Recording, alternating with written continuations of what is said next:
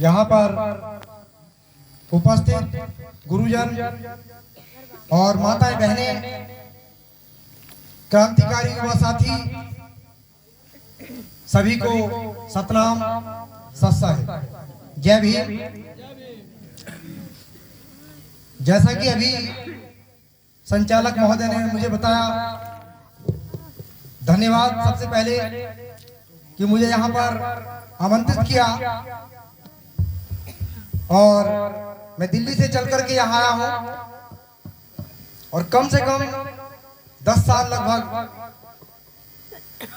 देश के तमाम जिलों में, तमाम गांव में, जन जन तक संत शिरोमणि गुरु रविदास जी महाराज की विचारधारा, बाबा साहब का मिशन और बहुजन समाज में जन्मे जो तमाम संत महापुरुष हुए हैं, जिन्होंने सामाजिक परिवर्तन की मुहिम को आगे बढ़ाने का काम किया, अपने त्याग और परिश्रम से आज हम सबको ऐसी हालत में, एक अच्छी पोजीशन में पहुंचाने का काम किया। उन सभी को नमन वंदन करते हुए आप सबको बहुत बहुत साधुवाद, धन्यवाद।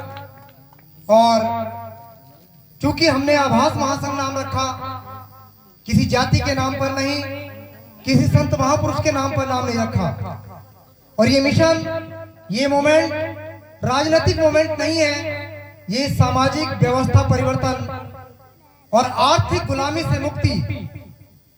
आर्थिक मतलब हम कैसे संपन्न हो, कैसे धनवान हो, कैसे हमारे पास भी रोटी, कपड़ा और मकान आसानी से मिल सके, उससे हम लोग कैसे गरीबी से ऊपर उठे, ये वो आंदोलन है।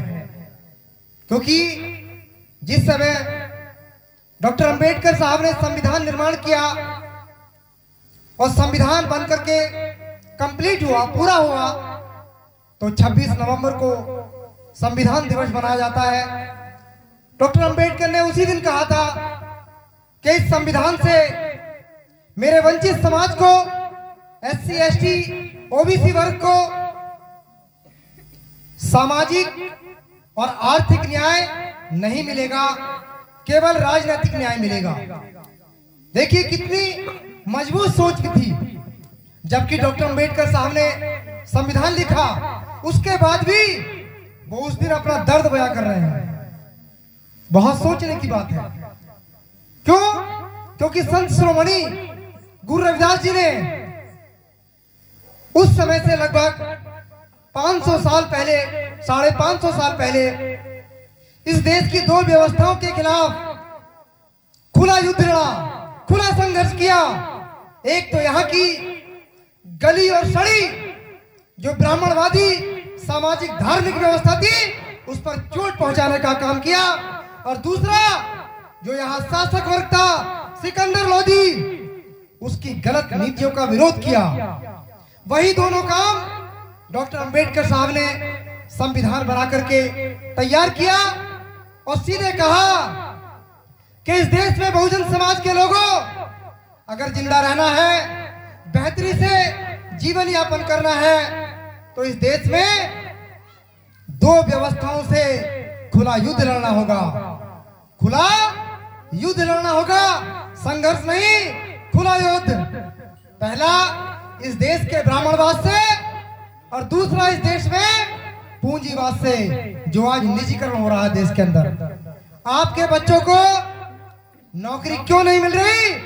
क्योंकि यहाँ की सरकारें सारी व्यवस्था को, अडानी और अंबानी को, सारे संस्थान, सारे विभाग प्राइवेट हाथों में दे रहे हैं। इसलिए हम कह रहे हैं कि हमारे बच्चों के भाग्य में नौकरी नहीं थी।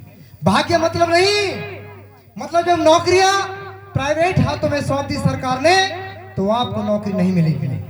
दूसरा, ब्राह्मणवाद का हम लोग विरोध नहीं कर रहे, हम लोग उसके खिलाफ काम नहीं कर रहे, हम लोग उसको मिटाने का काम नहीं कर रहे, बल्कि उसको और स्थापित करने का काम कर रहे हैं। कारण अभी कल क्या है, कौन सा त्योहार है कल बताओ? सबको पता, लेकिन बताएंगे नहीं बहन हमारी। देखो बता दे नहीं, न जाने कितनी बहनें और कितने भाई हमारे, चलो अज्ञानता में अगर है, नहीं मालूम तो ठीक है, समझ में आ जाएगी देर सवेर, लेकिन जो पढ़े लिखे लोग हैं, पढ़ी लिखी हमारी माताएं बहनें हैं, वो सब कल उस दलदल में जाएंगे। और न जाने कितने त्योहार, कितने ऐसे अवसर आएंगे जो हमारा धन, हमारा समय और हमारा मिशन मोमेंट सब दलदल में चला जाएगा। तो हम जैसे जो अपने जीवन को परिवार से दूर रह करके समाज के लिए अर्पित कर रहे हैं, त्याग और तपस्या में लगे हैं, हमारे गुरुजन अपना पूरा जीवन दे दिया समाज को। मैं समझ रहा हूं कि जिस गति से, जिस स्पीड से समाज में परिवर्तन होना था, उस गति से परिवर्तन दिखाई नहीं दे रहा है। दूसरा, अभी मैं पिछली बार जाड़ों में नवंबर से लेकर के दिसंबर, जनवरी, फरवरी पूर्वांचल मतलब तो चंदौली, बनारस, जौनपुर, आजमगढ़, मऊ, लखनऊ और आपका जो है रायबरेली, आपका प्रतापगढ़, आजमगढ़, इन तमाम जिलों में मैंने घूमा देखा। वहां लोगों के चेहरों पर भय नजर आता है, भय। यहाँ तो महिलाओं के और हमारे युवा और बुजुर्ग के चेहरे थोड़े खिले हुए हैं, लेकिन वहां अज्ञात भय है। किस बात का भय? बेरोजगारी का भय, धर्म का भय, समाज का भय। आए दिन ब्राह्मणवाद, आए दिन वहां के राजपूत ठाकुर आए दिन उन पर अन्याय और अत्याचार करते हैं, और वो इस इंतजार में बैठे हैं कि पश्चिम से कोई ऐसी मुहिम पूर्वांचल, बुंदेलखंड, मध्य प्रदेश, उड़ीसा, झारखंड, छत्तीसगढ़ पहुंचे, जो उन लोगों को भी आत्मबल, विश्वास पैदा हो और वो कह सके कि हम इस देश के बहुजन समाज के लोग हैं, हम इस देश के अंबेडकर की संतानें हैं, हम इस देश के संत शिरोमणि गुरु रविदास जी की संतानें हैं। तो मेरे भाइयों, मेरी बहनों, मेरे युवा साथियों, सम्मानित जो बुजुर्ग हैं यहाँ पर, मैं सबसे विशेष अनुरोध कर रहा हूं कि बेहतर तरीके से शिक्षा प्राप्त करें, बेहतर तरीके से कैसे भी हो, पैर में चप्पल हो ना हो, लेकिन हाथ में किताब होनी चाहिए, हाथ में किताब होनी चाहिए। और दूसरा, हमारी बहन बेटियां बैठी हैं, एक मायावती नहीं, अभी हमें और मायावती चाहिए, अभी हमें और मायावती चाहिए, लेकिन हमारी बहनें काम नहीं कर रही उस दिशा में। हमारे भाई कुछ लगातार संघर्ष कर रहे हैं। तो मैं यहाँ पर जो कुछ अच्छे संपन्न लोग बैठे हुए हैं, उनसे मैं अनुरोध करना चाहूंगा कि जो साथी सामाजिक परिवर्तन की मुहिम में अपने आप को 24 घंटे लगा रखा है, उनका आर्थिक रूप से और मनोबल बढ़ाए उनका, ताकि वो लोग बाहर जाकर के बेहतर काम करें और हमसे बेहतर हमारा समाज हो। इसके लिए जो लोग काम में लगे हैं, उनका सहयोग करें। दूसरा, मैं बताना चाहूंगा कि देश के अंदर तमाम राज्यों में जब मैं घूमता हूं, तो मुझे नजर आता है कि तमाम हमारे, खासतौर से चमार जाटा जो बहनें हमारी माताएं हैं, वो लगातार भारी संख्या में ईसा मसीह के कैंपों में जाती हैं।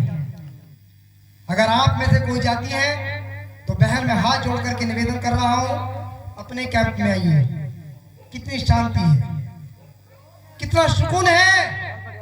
अरे दूसरे के महलों में जाकर के गुलाम बनने से बेहतर है अपनी झोपड़ी में मालिक बने रहिए, अपनी झोपड़ी में मालिक बने रहिए। इसलिए हमें उन फर्जी लोगों के चक्कर में नहीं आना है। आप में से नहीं जाती होंगी, मुझे विश्वास है, लेकिन आपके पास पड़ोस में, आपके रिश्तेदारी में, आपकी जान पहचान में, आपके कहीं भी संपर्क में अगर कोई महिला, कोई बहन बेटी, कोई भाई अगर उनके कैंपों में जाता है, उनको रोकने का काम करें।